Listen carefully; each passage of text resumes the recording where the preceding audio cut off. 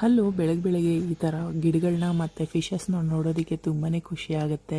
Early morning hello, ಹೆಂಗಿದ್ದೀರಾ ಎಲ್ಲರೂ? Good vibe ಚೆನ್ನಾಗಿದ್ದೀರಾ ಎಲ್ಲರಿಗೂ. ದೇವ್ರನ್ನ ನೋಡೋ ಜೊತೆಗೆ ಈ ಥರದ್ದೆಲ್ಲ ಫ್ರೆಶ್ ಆಗಿರೋವಂಥ ಗಿಡಗಳು ಮರಗಳು ಎಲ್ಲ ನೋಡಿದ್ರೆ ಚೆನ್ನಾಗಿರುತ್ತೆ. ಆ್ಯಕ್ಚುಲಿ ನಾನು ಇದು ಫುಲ್ ಲೆಂತ್ ವೀಡಿಯೋದಲ್ಲಿ ಹೆಂಗೆ ಅರೇಂಜ್ ಮಾಡ್ಕೊಳ್ಳೋದು ಮತ್ತು ಯಾವ ಥರ ಇಟ್ಕೊಂಡ್ರೆ ಚೆನ್ನಾಗಿರುತ್ತೆ ಅನ್ನೋದನ್ನು ಫ್ರಿಜ್ಜಲ್ಲಾಗಲಿ ಔಟ್ಸೈಡ್ ಆಗಲಿ ಏನೇನೆಲ್ಲ ಇಟ್ಕೋಬೋದು ಅಂತಂದರೆ ನಾನು ಇಟ್ಕೊಳ್ಳೋ ಅಂಥದ್ದನ್ನು ಫುಲ್ ಡೀಟೇಲ್ಡಾಗಿ ಒಂದು ವೀಡಿಯೋ ಮಾಡಿದ್ದೀನಿ.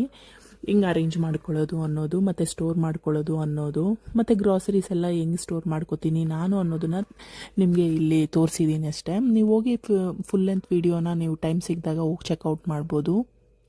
ನಿಮಗೂ ಯೂಸ್ಫುಲ್ ಅನಿಸಿದ್ರೆ ನೀವು ಅದನ್ನು ಟ್ರೈ ಮಾಡಿ ನೋಡಿ. ಮತ್ತೇನಾದರೂ ಬೇರೆ ಆ ಥರನೇ ಮಾಡೋದು ನಿಮ್ಗೆ ಏನಾದರೂ ಗೊತ್ತಿದ್ರೆ ಪ್ಲೀಸ್ ಕಮೆಂಟ್ ಬಾಕ್ಸಲ್ಲಿ ಕಮೆಂಟ್ ಮಾಡಿ, ಆಯಿತಾ?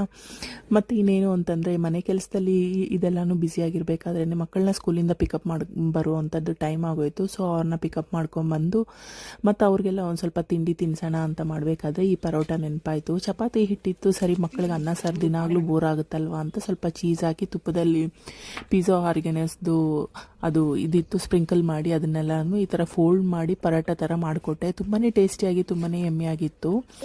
ಈ ಮಕ್ಕಳಿಗೆ ಈ ಥರ ಏನಾದರೂ ಡಿಫ್ರೆಂಟಾಗಿ ಮಾಡ್ಕೊಡೋದಷ್ಟೇ. ನಾನು ಯೂಟ್ಯೂಬಲ್ಲಿ ನೋಡ್ತಾ ಇರ್ತೀನಿ, ಸರ್ಚ್ ಮಾಡ್ತಾ ಇದ್ದೀನಿ, ಮತ್ತು ಅದರಲ್ಲಿ ನನಗೆ ಬೇಕಾಗಿರೋ ಥರ ಅದನ್ನು ಮಾಡ್ಯುಲೇಷನ್ ಮಾಡಿಕೊಂಡು ನಾನು ಅವ್ರಿಗೆ ಮಾಡಿಕೊಡ್ತೀನಿ. ಸರಿ, ನಾವು ಒಬ್ಬೊಬ್ರದ್ದು ಒಂದೊಂದು ಟೇಸ್ಟ್ ಇರುತ್ತಲ್ಲ, ನಮ್ಮ ಮಕ್ಕಳಿಗೆ ಯಾವ ಥರ ಇಷ್ಟ ಆಗುತ್ತೋ ಆ ಥರ ಮಾಡ್ತೀನಿ.